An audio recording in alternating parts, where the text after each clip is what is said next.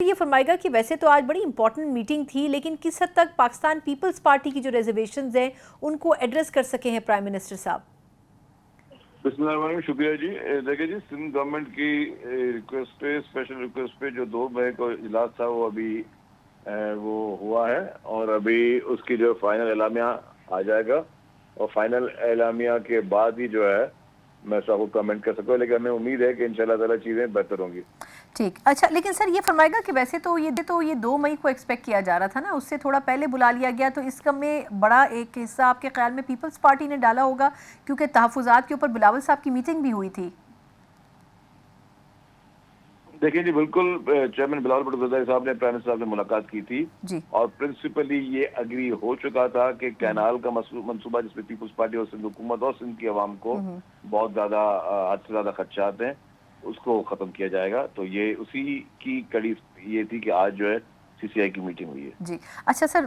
یہ بھی فرما دیجیے گا کہ آج جو گڈس ٹرانسپورٹ والے تھے ان کی طرف سے بھی ہڑتال تھی کراچی میں، وہ بھی غالباً آپ نے پریس بریفنگ بھی دی تھی جس میں وہ ہڑتال بھی ختم ہو گئی ہے۔ اس میں کتنا ایفرٹ کرنا پڑ رہا ہے، کیونکہ یہ ایک الزام تھوڑا سا حکومت پر بھی لگ رہا تھا کہ جی وہاں پر احتجاج ہو رہے ہیں اور سڑکیں بلاک ہیں، کہیں پیپلز پارٹی نے اس میں اپنا حصہ تو نہیں ڈالا، حالانکہ آپ لوگ تو کئی جگہوں پر یہ کہہ رہے تھے کہ سڑکیں بند نہ کی جائیں۔ دیکھیں جی، یہ بہت افسوسناک واقعہ تھا کہ جو ابھی تک ٹریفک وہ بند ہے،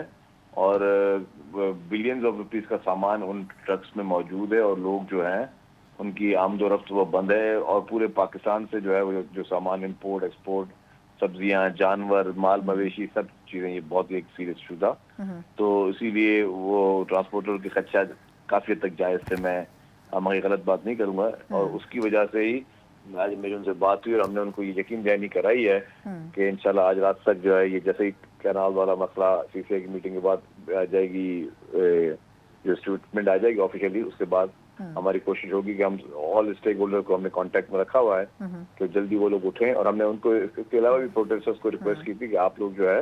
وہ سائڈوں میں بیٹھ جائیں، کسی گراؤنڈز میں بیٹھ جائیں، مین روڈز کو بلاک نہ کریں، کیونکہ لوگوں کے لیے بہت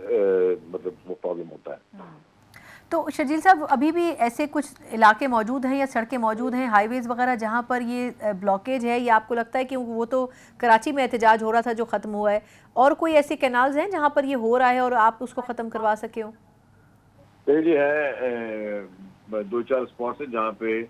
گھر میں جس کی زیادہ ٹریفک میں خلل ہے، جی، اور وہی ہماری کوشش ہے کہ وہ ان مظاہرین سے بھی ہم نے گزارش کی ہے کہ آپ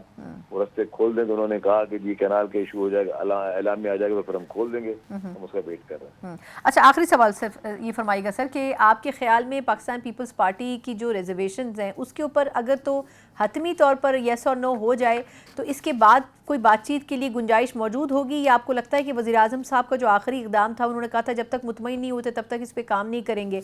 تو اس پہ کچھ پیپلز پارٹی پہ کچھ اپنے ریزرویشنز پہ پیچھے ہٹ سکتی ہے ایک آدھ قدم؟ نہیں، میرے خیال سے پیپلز پارٹی نے کافی لچک دکھائی، اور پرائم منسٹر صاحب کے ہم شکر گزار ہیں جی، کہ انہوں نے بھی کافی جو ہے اس چیز کو سیریسلی سمجھا ہے، تو